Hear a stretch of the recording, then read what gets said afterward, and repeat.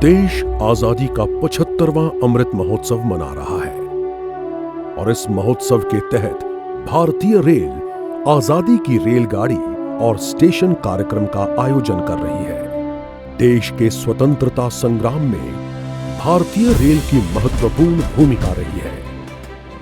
पूर्व मध्य रेलवे भी इस पावन अवसर पर स्वतंत्रता आंदोलन और स्वतंत्रता सेनानियों से जुड़े कुछ ऐसे ही ऐतिहासिक स्टेशनों के जश्न में शामिल है।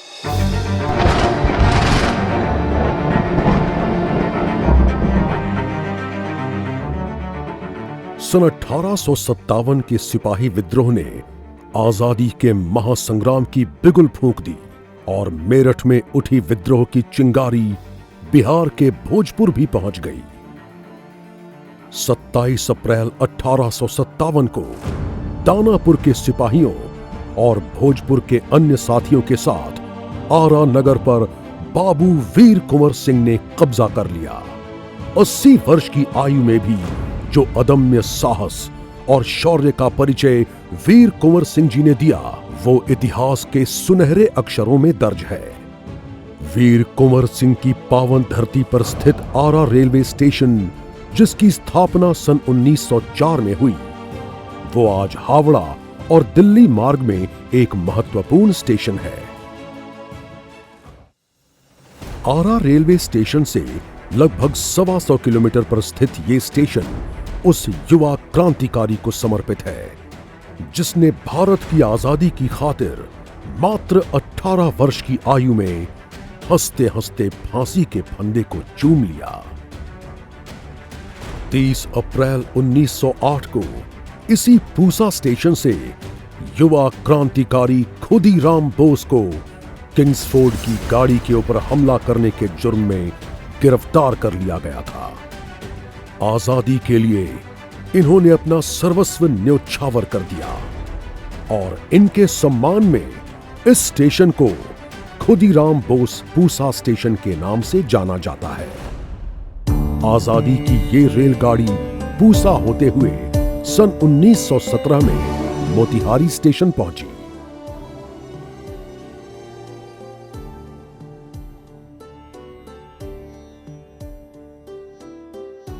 नील की खेती करने वाले किसानों पर अंग्रेजों द्वारा अत्याचार हद की सभी सीमाओं को लांघ चुका था।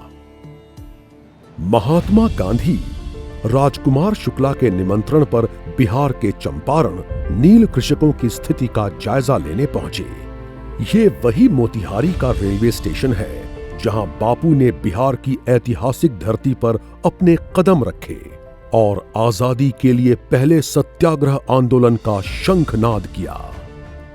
गांधी जी के इस संघर्ष और नेतृत्व को श्रद्धांजलि स्वरूप इस स्टेशन को अब बापू धाम मोतिहारी रेलवे स्टेशन के नाम से जाना जाता है।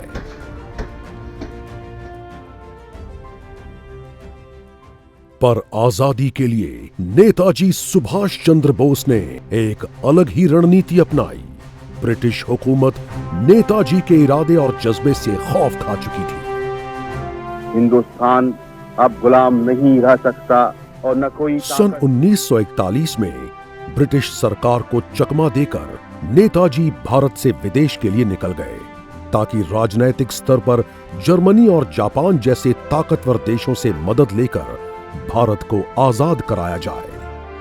18 जनवरी 1941 को अपनी ऐतिहासिक महानिष्क्रमण यात्रा की शुरुआत नेताजी ने झारखंड के इसी गोमो रेलवे स्टेशन से की थी। आज इस स्टेशन को नेताजी सुभाष चंद्र बोस गोमो रेलवे स्टेशन के नाम से जाना जाता है। इसके एक साल बाद गांधी जी ने सन 1942 में भारत छोड़ो आंदोलन का आह्वान दिया और पूर्णतः 15 अगस्त 1947 को भारत आजाद हुआ।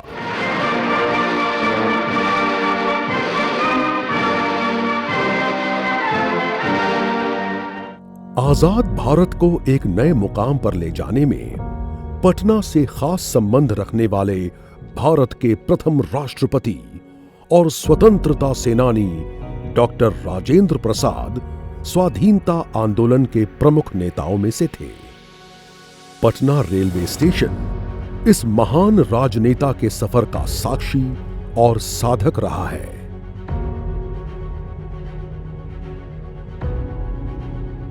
जनसंघ के नेता पंडित दीनदयाल उपाध्याय समावेशित विचारधारा के समर्थक थे, जो एक सशक्त भारत चाहते थे।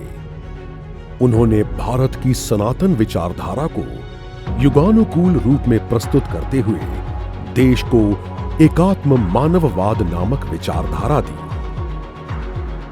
मुगल सराय उनकी कर्म भूमि रही है और श्रद्धांजलि स्वरूप हम अब इस रेलवे स्टेशन को पंडित दीनदयाल उपाध्याय रेलवे जंक्शन के नाम से जानते हैं।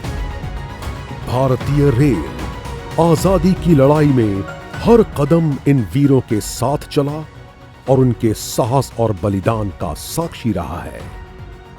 आजादी के अमृत महोत्सव पर पूर्व मध्य रेल देश के सभी स्वतंत्रता सेनानियों के पराक्रम, बलिदान और राष्ट्र प्रेम को शत शत नमन करता है।